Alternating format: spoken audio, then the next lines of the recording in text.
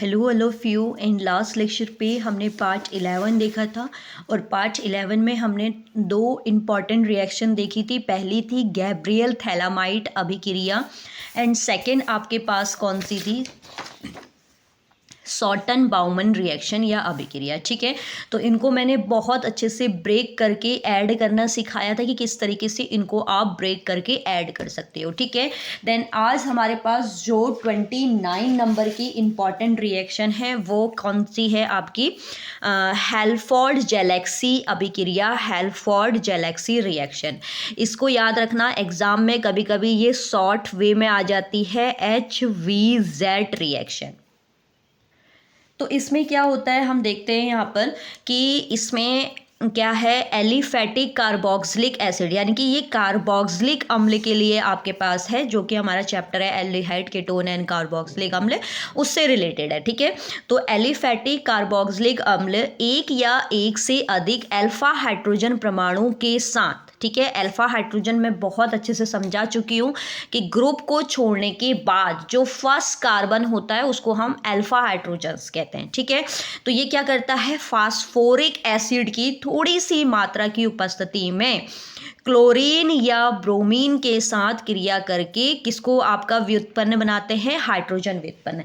मतलब यहाँ पर हमने कार्बोक्सिलिक एसिड लेना है और उसके कार्बन्स को क्या करना है, तब तक आपका रिमूव करना है जब तक उसमें से सारे के सारे हाइड्रोजन क्या ना हो जाए, रिमूव हो जाए। ठीक है, तो यहाँ पर मैं आपको रिएक्शन करके दिखाती हूँ। हमने ले लिया आपके पास एथेनोइक एसिड CH3COOH।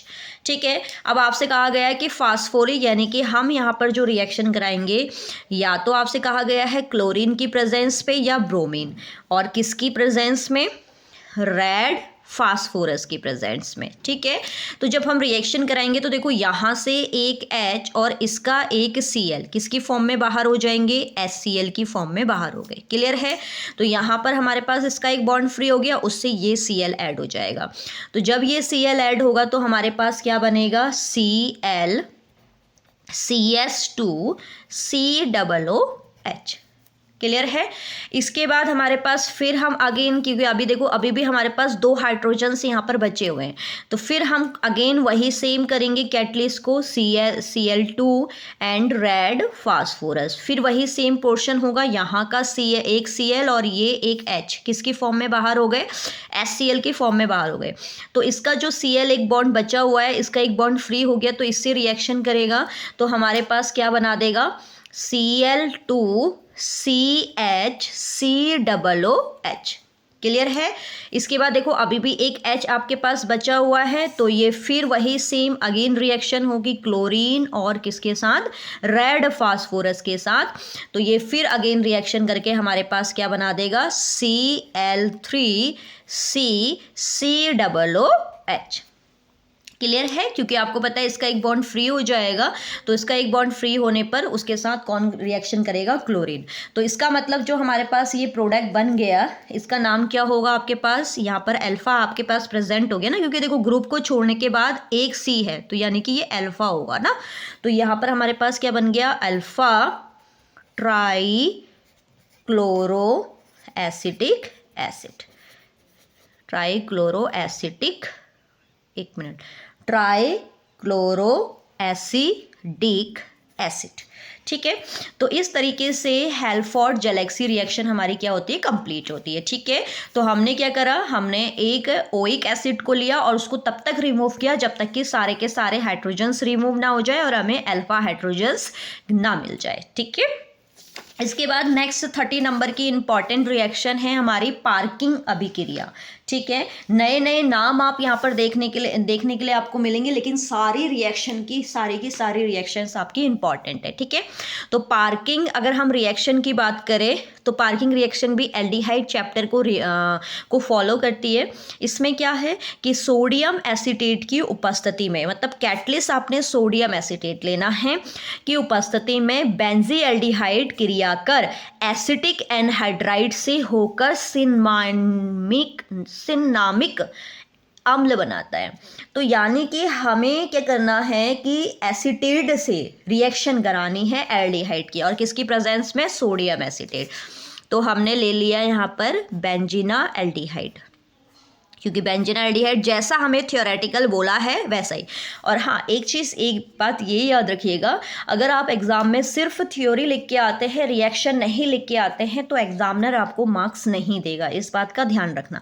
उसी के अगर आप इक्वेशन लिख के आते हैं और थ्योरी नहीं लिख के आते तो फिर भी आपको मार्क्स मिल जाते हैं, ठीक है। तो यहाँ पर हमने ले लिया बेंजी एल्डिहाइड, आपसे बोला गया है इसकी एसीटेट एंड एसिटिक एनहाइड्राइड से रिएक्शन करानी है। तो एसिटिक एनहाइड्राइड क्या होता है, CH3CO का होल ट्वाइस एंड बाहर से O। तो इसकी रिएक्शन हमने किसकी प्रेजेंस में करानी है, सोडियम एसीटेट। तो सोडियम एसीटेट का फॉर्मूला क्या होता है, CH3COONA। तो जब हम इसकी प्रेजेंस में रिएक्शन कराएंगे तो देखो यहाँ का आपका जो ऑक्सीजन है, ठीक है, ये ऑक्सीजन अगर हटता है तो इसके 2 बॉन्ड फ्री हो गए और इन दोनों बॉन्ड से ये आपके पास ऐड हो जाएगा, यानी कि हमारे पास क्या आ जाएगा, देन बेंजीन रिंग, और इसके साथ कौन है, CH, और इसके जब ऑक्सीजन रिमूव होगा यहाँ से तो ऑक्सीजन रिमूव होने पर डबल बॉन्ड से ये वाला पोर्शन पूरा ऐड हो जाएगा, CHCOOH, क्योंकि आप इसको अगर ओपन करते हैं तो हमारे पास वही फॉर्मेट बनता है, ठीक हो गया।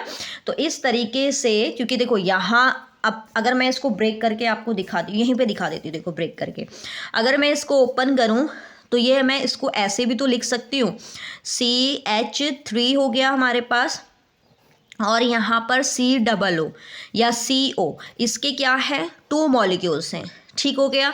अब देखो यहाँ से अगर 2 हाइड्रोजन और ये 2 आपका एक ऑक्सीजन अगर H2O के फॉर्म में बाहर हो रहा है तो इसका मतलब इसके 2 बॉन्ड फ्री हो गए और इसके 2 बॉन्ड फ्री हो गए और इसके 2 बॉन्ड फ्री हो गए, इन दोनों ने ही आपस में क्या कर दी है, रिएक्शन कर ली है, क्लियर है। तो इस तरीके से पार्किंग रिएक्शन भी आपकी क्या हो गई, कंप्लीट, जिसमें एल्डिहाइड और एसिटिक एनहाइड्राइड की रिएक्शन करा के हमारे पास क्या बनना था, सिनामिक एसिड। इसका नाम होता है हमारे पास सिनामिक एसिड, ठीक है, या अम्ल जिसे आप बोलते हो।